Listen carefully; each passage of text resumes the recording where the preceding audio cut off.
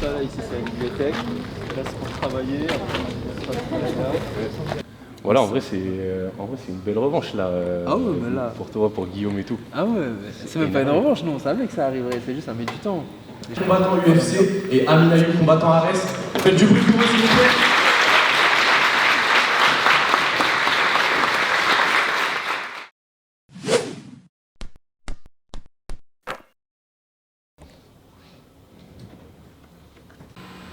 Sur les couches externes, sur le comptoir. On va l'appeler comment notre série de vlogs? Et pourquoi c'est une série de vlogs carrément? Ouais, mais tu sais, quand on fait des hors-séries comme ça, Ah bah après moi je on pense appelle que... ça Swishy Life. Toi, tu t'aimes trop les noms comme ça. Non en vrai t'as pas besoin de mettre de nom. Tant que la vidéo elle fait un... Non. Swishy Vlog. Non bah non. Sweet Vlog. Le problème c'est que toi t'es bloqué en 2015 frère. Bah oui, frère. On est dans les locaux de Swishy. C'est ici que tout se passe. On est incubé à Sciences Po. Montre leur où, montre. Tu vois la tour en verre là, la tour de démoniaque. C'est ici là. Yacine il se pose là-bas, dans les trucs en verre, il regarde tout le monde là et il fait moi. Ce qu'il raconte. Ouais, du coup c'est. Il est prêt ton taper sur la caméra en fait. C'est vrai? Ouais. Ça va, tu viens de le faire hein. Regarde, à cause de ça, pendant 5 secondes on va marcher et personne parle. Juste on regarde. Vas-y. Il sait même pas doucher en plus. On le voit bien ou pas? Ouais, de fou, grave. Il s'est pas douché, le rey il pue. Ouais, je vois des poils. Ouais, je Mais rigole. non, je me suis douché en plus. Tu sais les chars dans les oreilles qui restent là. Non. Là c'est bon. C'est vrai? Ça va, Y'a pas de c'est chat, bon, c'est bon. Pardon. Non c'est toi frère, c'est bon, je suis une caméra moi. Pardon, je suis vrai. C'est qu'il y a vraiment pas l'habitude. On prend l'ascenseur. Ça sert bien. Elle a vu. C'est pas start-up mon gars, accès réservé. Ah, je crois qu'il est parti merci. Oh là là, il est méchant Non. le truc sushi, il est méchant. T'es mal gros. Waouh. Eh, il est magnifique. Incroyable. Incroyable, il est trop chaud Maxime. Du coup ça sert à quoi ça? En gros ça, c'est juste pour notre bureau. C'est pour faire beau. Non, oh, c'est grave léger. C'est vrai? C'est léger de zinzin. T'as un contre-jour? Bon ça. Ok. En gros, ça, on le mettra pour un prochain format qui arrive très très bientôt, un format vidéo qu'on a très hâte de vous présenter. Il sera en décoration sur le format et il sera demain aussi à la conférence pour bien mettre en avant notre identité de média. Attends, je vais le toucher. Tu veux? Non mais je vais aller voir. C'est super léger, gros. Et merci beaucoup à Maxime. Maxime qui est avec nous à l'incubateur qui développe, avec Lola, il développe une société de meubles éco-responsables, de mobilier éco-responsable et haut de gamme. Ça s'appelle Cardone. Allez checker ça. Petit coup de pub alors qu'on a 0 abonnés, frère. Mesdames et messieurs, je voulais faire Sarkozy comme Fad, mais Là, c'était pas Sarkozy là. c'était Ben Ali, Goldman. Ouais. Toi t'es gêné, ça va. Mais gros, on n'a pas l'habitude, frère. Tu crois qu'on. C'est pas qu'on a regardé des vidéos YouTube toute notre vie, que Oui. ça y est, quand faut faire un vlog, on sait très bien. D'ailleurs, on dit vlog ou vlog, frère. Mais y'a personne qui dit Je te jure, Maxime, il dit vlog. Maxime, il dit vlog. Et Maxime, c'est la seule personne au monde à dire vélo après. C'est comme si je te disais, tu dis. Au lieu de dire Kellogg's, tu dis Clocks. C'est pas du tout le bon exemple.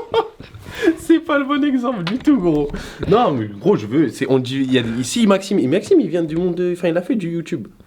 Ah, mais Zarma. Ça veut dire s'il y a forcément. Il dit pas vlog pour rien, il est pas Ouais, fou. mais attends, écoute. Bon, peut-être que c'est vrai. Peut-être qu'on dit vlog. Mais ça.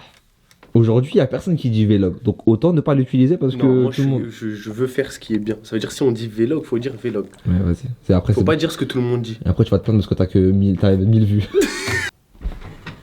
Quoi? On peut pas? On peut pas? On peut pas?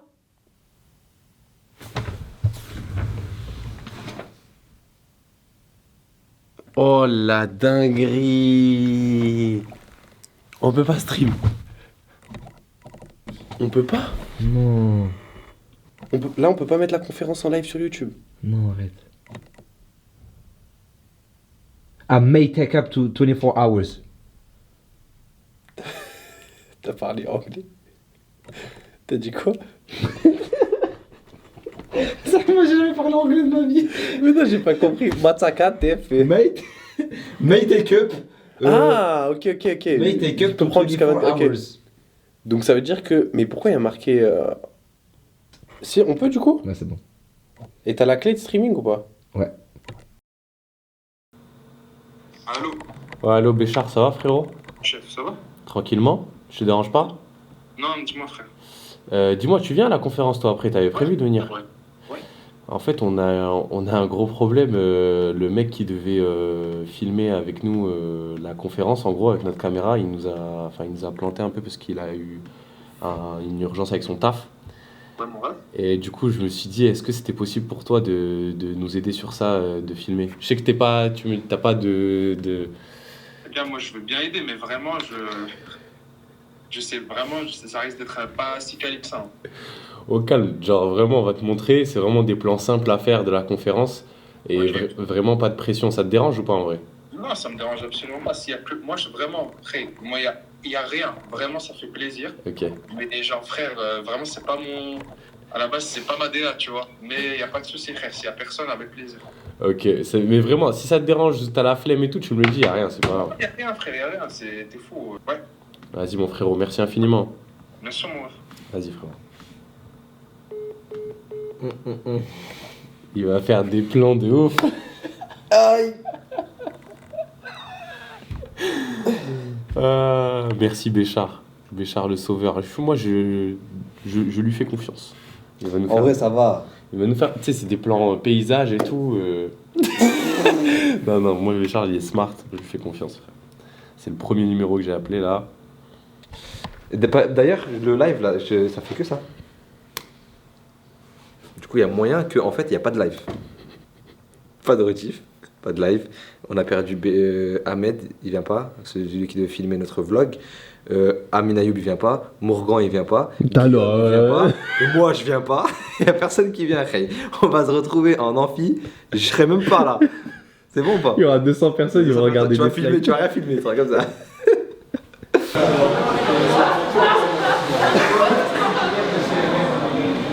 C'est l'espace de travail, la bibliothèque. Et là, on va aller directement à côté de l'amphi, je vais pas l'empêcher de faire ça. D'accord.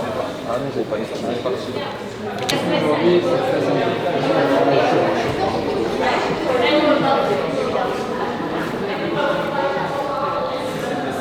As well, or you will? Yeah, my boyfriend is so Ah, nice. Well, I used to. Bah ouais, t'es amusé. Ouais. Ça, là, ici, c'est la bibliothèque. Là, c'est pour travailler.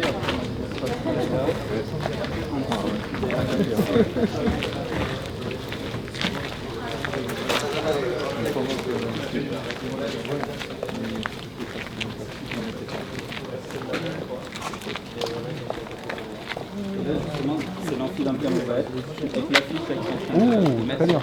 Ah mais je suis désolé, il y avait un doute sur le fait que je sois là ou pas. Ah, ok. Mais on va mettre la vraie affiche avec toi. Ton aussi, boycotté, t'imagines? Ouais, je vois.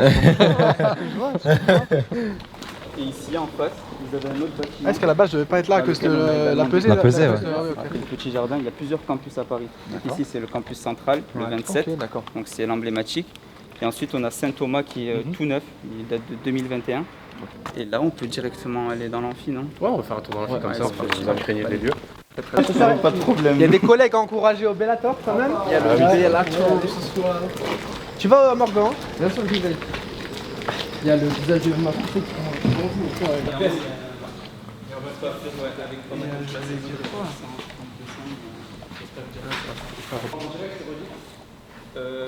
Il y aura un direct, ouais. Il y a direct. Ouais, direct, bien sûr. Sur YouTube, ouais. Sur YouTube, on sera aussi sur Insta et TikTok qui redirigera vers YouTube. Parce qu'Insta et TikTok, ce sera le bruit de la salle, qui n'est pas le ouf. Mais YouTube, ce sera les micros et les caméras. On en a 3 et ce sera top en haut. 3 caméras. Et ça, c'est l'amphithéâtre emblématique ici. Ouais, Là, on a passé nos exactement. examens. Et vous remarquerez... Chirac, il était là et tout, Chirac. ouais. Très studieux. C'est le même que depuis le début. Et sur certains sièges, vous avez des écriteaux là. Et ça, c'est des gros donateurs de Sciences Po en gros. Ouais, je pense que c'est 5 000 € pour 10 ans. La petite place. Pour avoir leur nom gravé dessus, c'est ça en gros. Ouais. Ça va, 5 000 euros, c'est pas 5 000 très euros cher. 10 ans. C'est pas très cher, 5 000 euros quand t'as des sous. Hein. C'est 5 000? Ouais, 5 000 pour JP, j'ai 99 ans, je crois que c'est 15 000, un truc comme ça. Ouais. Ça va. Ouais. Mais là, en fait, c'est un public de novices, donc ils connaissent pas vraiment. Donc n'hésitez pas si vous voulez développer ce que c'est qu'un short notice, par exemple, il faut l'expliquer. Ok. tu vois. Mais ils s'intéressent au MMA quand même. Ouais, S'ils sont inscrits, c'est qu'ils Ouais, sont ouais, intéressés. bah oui. Même avec la popularité que ça a pris ce sport, Ouais, forcément. Carrément. Exactement. Donc ouais, ça va être cool. Trop bien. Je sais pas si vous avez des questions. Je suis les toilettes, s'il te plaît. Ah, j'ai senti qu'au début. C'est vrai qu'il y a des toilettes. Vas-y, je vais t'accompagner, je t'entraîne. T'as pas écouté la visite, Ami. En gros, faut vous taper les voir là. Au moyen de faire un change d'appui. Alors, un petit moment, toi, tu m'as dit fais une licence STAPS. Ouais.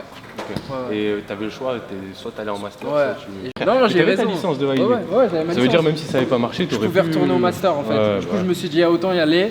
Et si ça marche pas, je refais pas refaire mon master, tu vois, je perds 1 ou 2 ans, ça va aller tranquille. T'as raison. Alors que si tu t'enfermes dans le master, par contre, les années de sport, si t'en perds 2, t'es cuit, tu vois. Parce que t'as pris du retard Ah ouais, déjà c'est sur ça. les autres et Donc, tout, le train il est passé. J'ai préféré.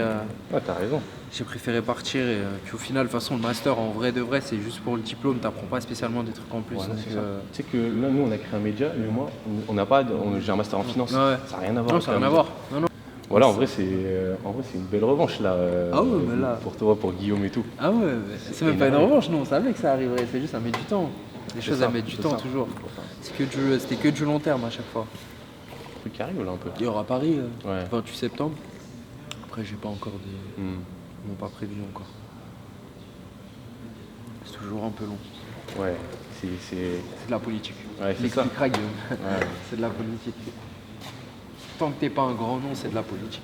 C'est ça. Et après, quand t'as Et un grand nom, c'est après, aussi de la ouais, politique. bah oui, mais dans l'autre sens. De l'autre côté du Exactement. mur. Genre, faut que tu prépares l'après déjà. Ouais, Dès maintenant. ouais. Bah déjà, c'est pas que l'après, c'est déjà aussi Le pendant. pour se sécuriser le pendant, parce que même si on gagne des sous, on n'en gagne pas tant que ça. Ouais. Et au final, sur une année, si je sais pas, il t'arrive une galère et tu combats qu'une fois, tu peux vite te retrouver dans la merde. À un moment dans l'année, t'as plus d'oseille. Ouais. Donc faut Ou avoir. si t'as une blessure aussi. Ouais, c'est ça, une blessure, même ton adversaire il se blesse et au final il n'y a pas de combat, tu vas là-bas, je sais pas, il y a une dinguerie. L'UFC te font pas combattre, ils te laissent attendre 1 an, eux c'est pas leur problème. Ouais. T'as pas d'argent, c'est pas leur problème non plus. C'est de ouf. Donc entendu vaut des mieux trucs. avoir plusieurs rentrées d'argent avant d'être sécurisé, quoi. Surtout quand t'es en début de carrière à l'UFC. Après quand t'as des milliers ou des millions sur Ouais, ton c'est plus compte en facile. banque, c'est plus la Et même t'as chose. une image aussi, tu peux C'est revendre ça, ouais. facilement et tout. Après pareil, faut faire attention à son image. Ouais. C'est parce que ça va vite.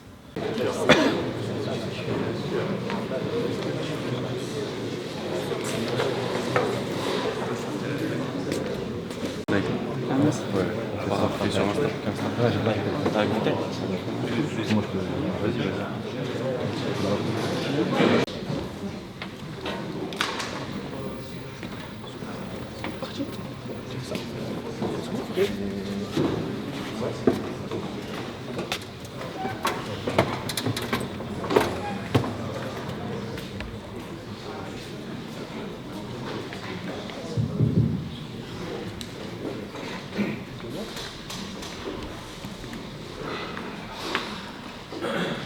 Bonjour à tous, merci à tous d'être venus. C'est vraiment un extrême plaisir de vous avoir tous ici.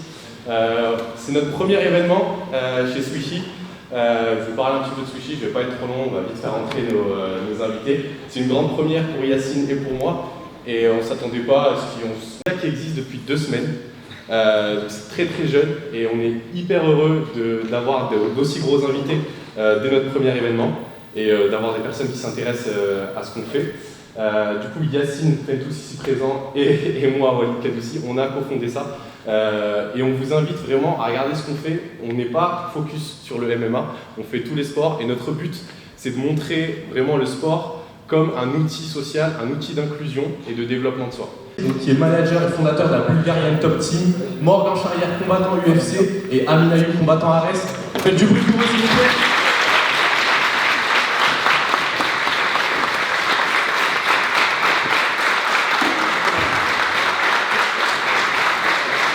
Chers étudiants, chers invités, nous sommes réunis aujourd'hui en ce lieu emblématique de Sciences Po, cet amphithéâtre Émile Boutmy, pour célébrer un événement d'une ampleur exceptionnelle, à savoir la première conférence sur les arts martiaux mixtes, plus communément appelé le MMA.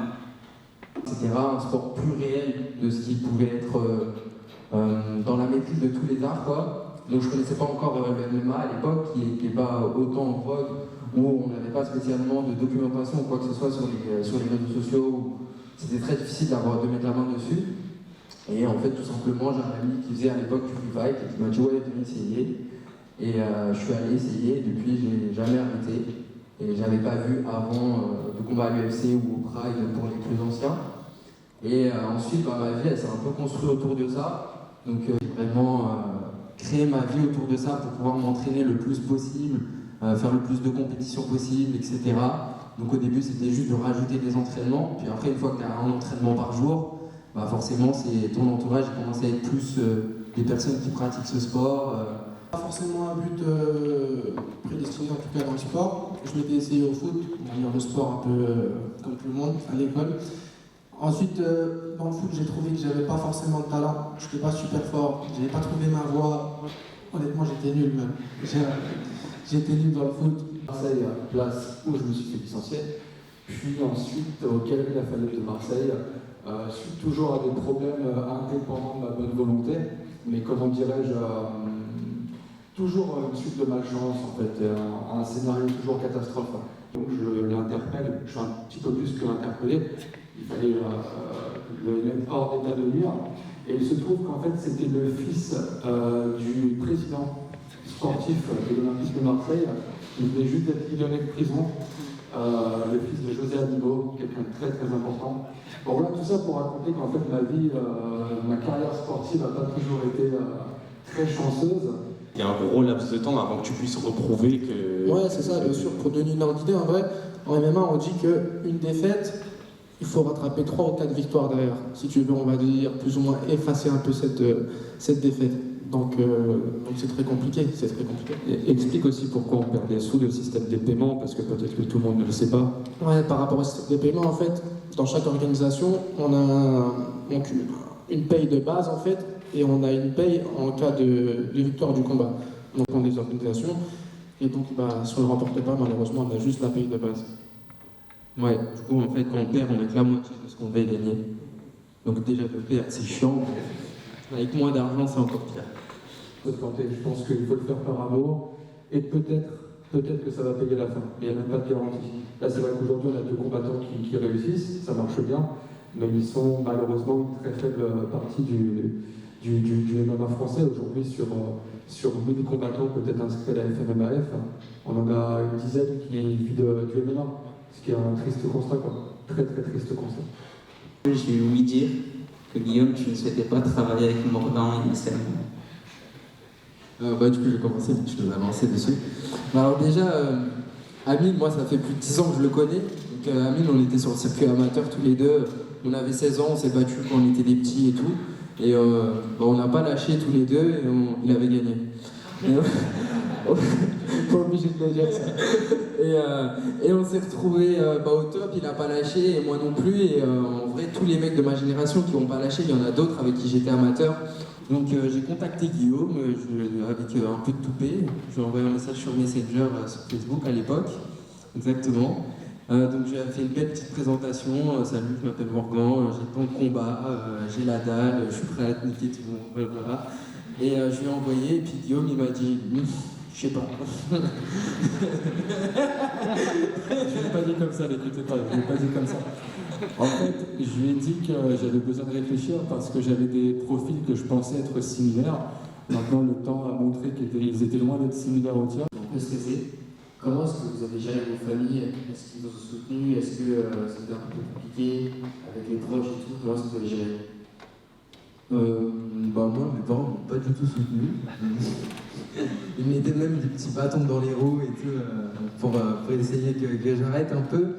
Mais après, moi, j'ai la tête dure quand même. Donc ça veut dire que je les écoutais pas spécialement à ce niveau-là. Sinon, je suis un enfant très sage. Mais moi, je pense que tes parents ils sont encore un peu dans le flou, ils connaissent pas vraiment l'engouement peut-être qui se passe autour de ce sport, ils connaissent peut-être pas aussi la passion que tu as dans ton cœur pour ce sport aussi. Pour ma part, mon père il m'a toujours suivi à fond dans ce sport. Le début, comme je te dis, c'est lui qui m'a amené à la salle de sport. Jusqu'à maintenant, c'est toujours le premier à suivre les liens des combats, à chercher chercher à regarder le journal, le ramener à la maison, le montrer à ses amis, regarder c'est mon fils, hein, et ça il est trop content. Ma mère à l'heure actuelle, je crois, elle sait toujours pas que j'en vis de ce sport. Dans sa tête, j'ai quitté la mairie et c'est tout ce qui s'est passé, elle s'est arrêtée là. Ouais, bonjour, merci à vous d'être venu ici et merci à Swishy. Du coup, je me demandais, tout à l'heure, on a abordé les questions de précarité financière, etc. Au début du MMA, c'était compliqué. Et je voulais savoir, avec les différentes organisations, on a vu que Saladin Parnasse, il était passé au KSW, Cédric Doumbé, il s'est positionné vis-à-vis du PFL.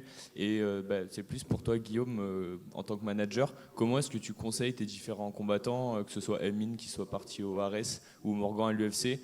Alors, pour te répondre, en fait, moi, ce qui est important en tant que manager, surtout, c'est de ne pas prendre la décision à la place de l'athlète. Si ça ne tenait qu'à moi, je dirais à tout le monde effectivement d'aller à l'UFC, parce que pour moi, clairement, l'avenir est à l'UFC, tout se passe à l'UFC, les meilleurs athlètes sont à l'UFC, mais l'UFC n'est pas forcément l'organisation qui paye le plus, c'est vrai. Et j'ai à ma droite un spécimen bien particulier qui lui a refusé une offre de l'UFC, et je pense que c'est le seul Français qui a fait ça dans l'histoire du MMA, justement parce qu'il souhaitait combattre dans sa ville. Et effectivement, il y a donc ce critère qui rentre en compte, c'est que l'offre du Brave était de 2,5 fois supérieure à l'offre de l'UFC, c'est ça? Ouais, quasiment 3 fois supérieure. Voilà. Donc dans certains cas, en fait, il faut aussi, c'est une question de calcul, c'est le Brave, dans le cas d'Amine, offrait un contrat de 4 combats, et en 4 combats et en 4 victoires, Amine pouvait faire une somme complète à 6 chiffres, enfin largement. Et il faut savoir en fait mesurer la balance gain-risque. Dans son cas, lui, on a pris la décision d'aller vers le Brave parce qu'on pensait que l'UFC, effectivement, n'était pas l'endroit où lui pourrait rentabiliser tous les efforts qu'on a fait depuis des années. Fernand Lopez, c'est une personne très exécrable en vrai. Il aime bien jouer avec les gens, il aime bien jouer avec la parole aussi qu'il donne. Donc voilà.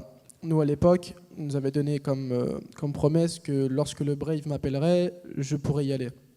Là, le Brave, ils viennent dans ma ville à Nantes, donc on fait quoi? On l'appelle. Allô, Fernand, il y a un combat à Nantes dans ma ville, possibilité de ramener mes sponsors locaux, ma famille, mes 2 enfants devant la cage. C'est un truc de ouf pour moi. Et là, il me dit non, c'est niette, impossible, je te laisserai pas partir, essaye même pas, je vais commencer à t'attaquer en justice.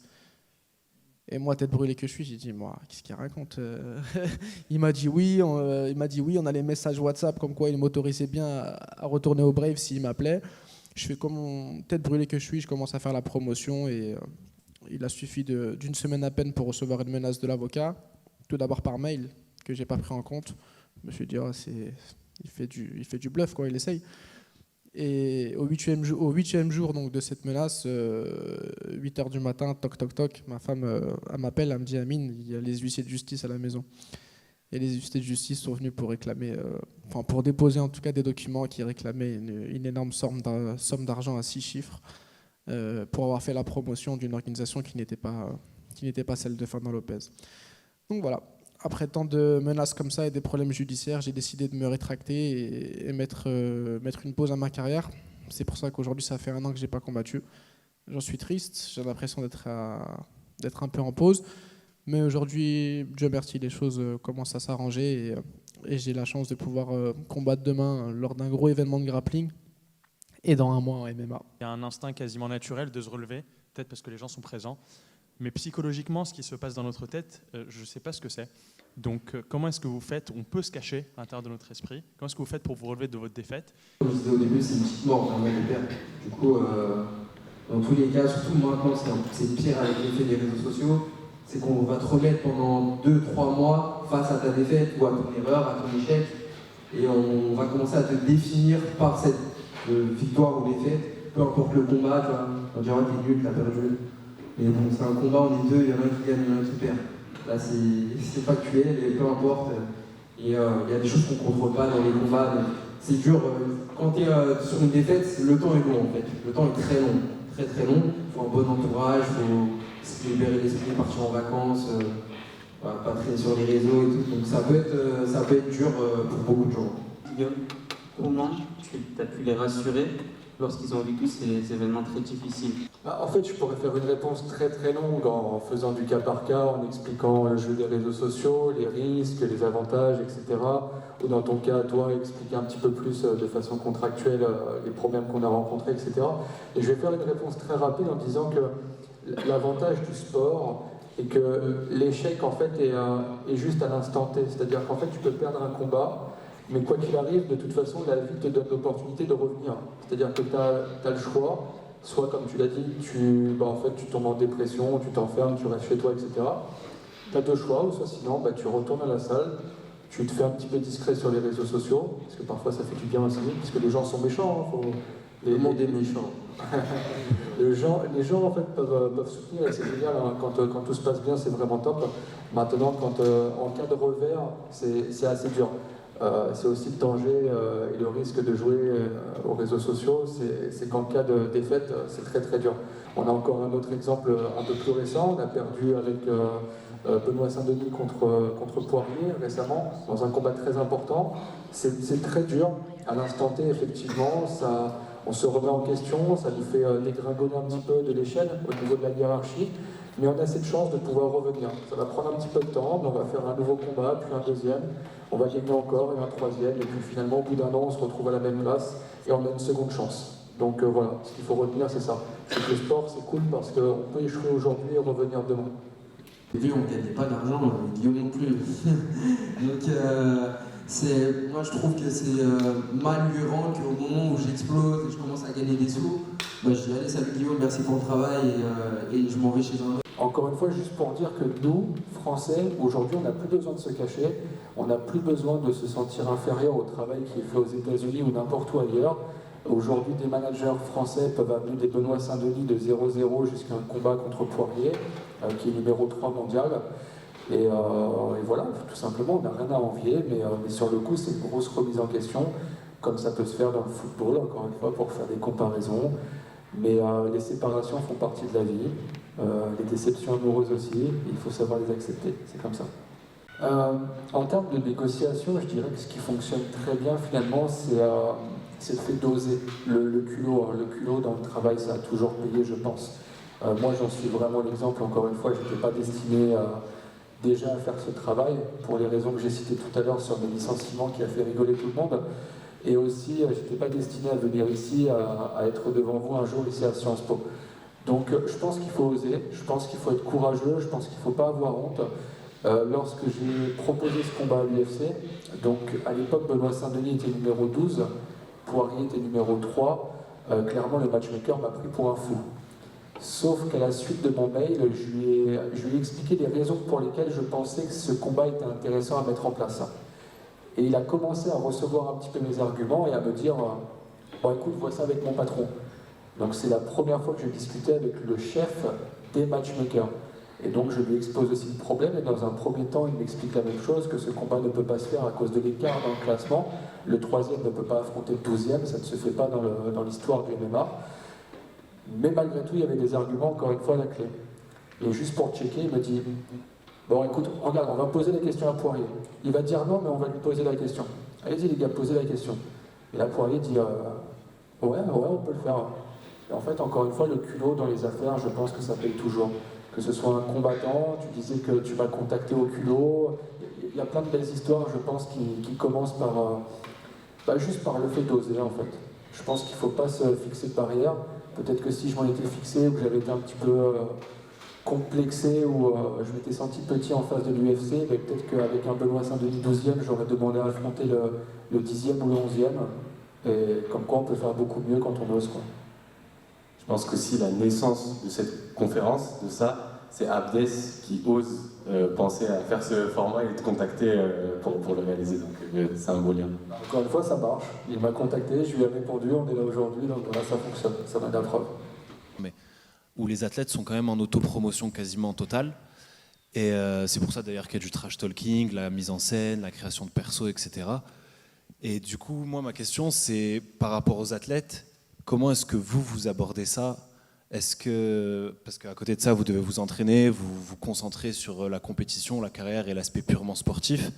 Et moi, Morgan, je sais que je t'ai connu avec Plus Jamais Gros de Caveto et tout ça, donc je trouvais ça intéressant, c'était une porte d'entrée hyper intéressante.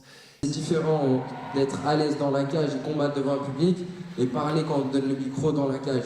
Il y a beaucoup d'athlètes qui n'aiment pas du tout ça, qui ne veulent pas parler. Tu les mets devant une caméra, même à l'entraînement, ils veulent rien dire et tout. Donc là, c'est difficile. Et là, il leur faut quelqu'un vraiment qui soit là pour les aider, pour les conseiller, ou qui fasse en sorte de leur créer une image sans qu'ils aient à parler et sans les dénaturer. Et puis t'en as d'autres, c'est des clowns ambulants et c'est beaucoup plus facile du coup. Après moi j'ai un aspect un peu différent. Moi je gère ma communication tout seul et c'est ce qui m'a différencié au début en tout cas, parce que personne ne le faisait et je trouve ça très dommage d'être combattant et de ne pas l'utiliser, parce que c'est stylé d'être combattant. Pour toucher du public, les réseaux sociaux c'est gratuit, ça coûte rien de sortir ton téléphone à l'entraînement, tu fais de la patte d'ours, machin, et forcément plus t'es suivi normalement, plus les gens ils te regardent combattre, et c'est ce qui intéresse les organisations, c'est de vendre, donc c'est du business, donc si tu fais des stats, des clics, t'as beaucoup de followers, t'es plus intéressant, même plus intéressant qu'un mec plus fort que toi, parce que toi tu vas vendre. Donc moi je suis parti de tout ça et du coup je me suis créé un peu autour de tout ça, parce que juste être fort ça suffit pas pour être payé et pour être pris dans une bonne orga. Il faut aussi le petit facteur plus, le machin, parce que sinon tu galères vraiment pendant très très longtemps. Et là ça devient du cas par cas. Après moi j'aime communiquer, j'aime faire de la vidéo, j'aime les belles images, toutes ces choses là. Et t'en as d'autres pour qui c'est moins naturel et pour qui ça leur prend trop d'énergie et trop de temps à se concentrer dedans. Déjà que moi ça m'en prend beaucoup.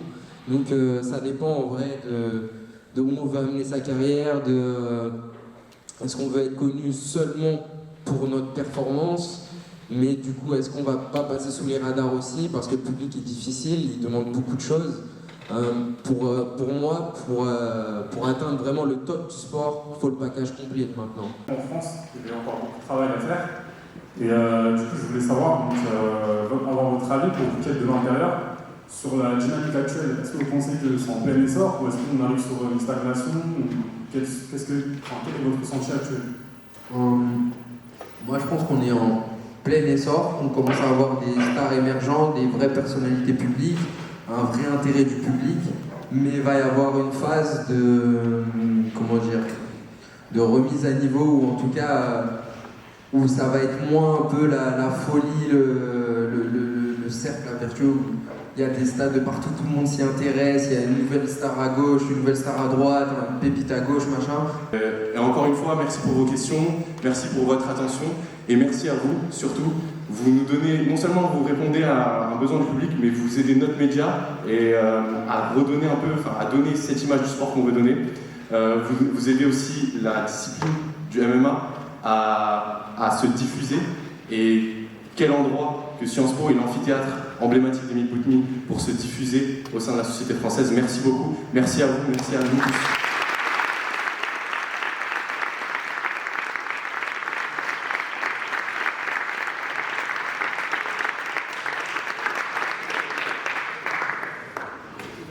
On n'a pas énormément de temps, mais je leur ai demandé un peu live comme ça. Si on a un ou deux qui veulent faire, un ou deux, je pense qu'il y en aura plus, une photo ou se faire signer un truc, c'est possible, ils ont gentiment accepté. Pour un meuble. Non, c'est pour genre une plateforme web. Est-ce que tu as un cahier des charges où tu connais tous les besoins ou pas du tout? Ouais, mais en fait, c'est vraiment. C'est pour ça que j'ai essayé de donner un discours le plus motivant possible sur le fait de, voilà, faut se fixer aucune limite dans la vie. Il y a un petit jeune qui est venu me voir après en me disant comment t'as fait pour être manager, parce que moi je comprends pas comment c'est possible et tout. Ose en fait, te fixe pas de barrière, ose en fait, tu vois. Ose. Le MMA, on l'imagine pas en premier lieu à ce sport, c'est pas là où il est représenté normalement. Ah, tout à fait. Oui, le but c'est qu'on continue, que ce soit avec le MMA ou avec toutes sortes de sports, mais surtout le MMA parce que c'est très représentatif de la combativité, enfin le combat social un peu, tu vois. Bien sûr, tout à fait. C'est vrai que chez nous, pour le coup, c'est souvent des gars qui ont lutté contre des gros problèmes, parce qu'on n'est pas tous avec les mêmes chances, malheureusement. À la base, si tu te lances dans le MMA, c'est que quelque part dans ta vie, il y a un truc qui allait pas en rond, quoi. Tu vois, tu as besoin d'évacuer. Donc c'est bien quand tu vois des mecs réussir à faire un petit peu d'argent, devenir des gens, grâce à des gens comme vous, être invités. C'est bien, c'est comme quoi on peut réussir, on peut s'en sortir, on peut faire de belles choses, à condition de s'éloigner de Lopez, d'être le plus loin possible. Mais hormis ça, on peut réussir. Non, c'est vraiment cool, c'est vraiment cool. Alors, c'est comment l'après? Eh gros, je suis KO. J'ai grave faim. Toi aussi, t'as grave faim. J'ai trop faim, frérot. Maintenant que le stress il est reparti. Là, c'est la fatigue, elle redescend. Attends, ça d'un coup. filme là. Ouais. C'est bon, est-ce qu'on peut dire que c'est le début? C'est le début là, c'est le vrai. Est-ce que c'est le vrai début? Je jure, c'est le vrai lancement là. C'est le vrai lancement. Là, on est parti pour de vrai là. On est KO. Franchement, merci à tous ceux qui sont venus. C'était un super événement. Merci à évidemment Guillaume, Morgan et Amine qui ont été incroyables d'accepter ça alors qu'on a un média qui se lance. Merci à notre CFO, Fadel Aloui. Tu peux te montrer Fadel ou pas? Je passe dans l'ombre. Dès qu'il fera du vrai taf, qu'on montrera. Ah, il va vouloir se montrer quand on sera. Ouais, quand on sera grand. Mais c'est ça, non? C'est toujours comme ça. C'est comme ça que ça marche. Lui, il a dit que son plan, c'était d'attendre que Swishy perce. Et je passe dans tous les plateaux et je dis c'était mon idée. T'as vu les amis comment ils sont? Ah ouais, c'est comme ça, Fadel. T'es fou, je me prends une passe tous pour Swishy, ma gueule. La conférence, ça s'est bien passé, le cadre était incroyable. En plus, t'as vu la réaction des invités quand ils sont rentrés la première fois à l'amphithéâtre? Ouais. Parce que nous, on est habitués, tu vois. Ouais. Mais eux, quand ils sont rentrés, ils ont bien aimé, ils ont vu tous les écrans, tu sais, le pupitre et tout. Genre, ils se sont dit, c'est incroyable, tu vois. Genre, C'est sûr que la première fois que tu rentres dans ça, même nous, la première fois qu'on est rentré, on avait. Voilà, c'est pas une question. Il nous fait le consultant, lui, je vais hurler. Bon, on doit faire une vidéo à 3 comme ça, on discute comme ça sur le plateau. Mais c'est le but de Swishy à la fin, in fine. Le but, C'est c'est que endgame. ce soit juste un podcast à 4. Le contour avant. On sort le meilleur t-shirt. Toi, c'est le tape, toi, c'est le Kenzo. C'est le Kenzo. On est d'accord. On est d'accord, Fadel. Son Quand il t-shirt. veut se mettre bien, mais les Kenzo. Il met le Kenzo, frérot. Mais non, il a une valeur sentimentale. Ouais, il a une valeur. Bon, bah merci. Et Merci à tous, merci infiniment. N'hésitez pas à partager, que ce soit nos extraits ou cette vidéo YouTube. Et on arrive très très vite avec conférences, portraits, podcasts vidéo. Pourquoi à chaque fois je dis portrait, frère? Je sais pas, toi, le français, c'est compliqué.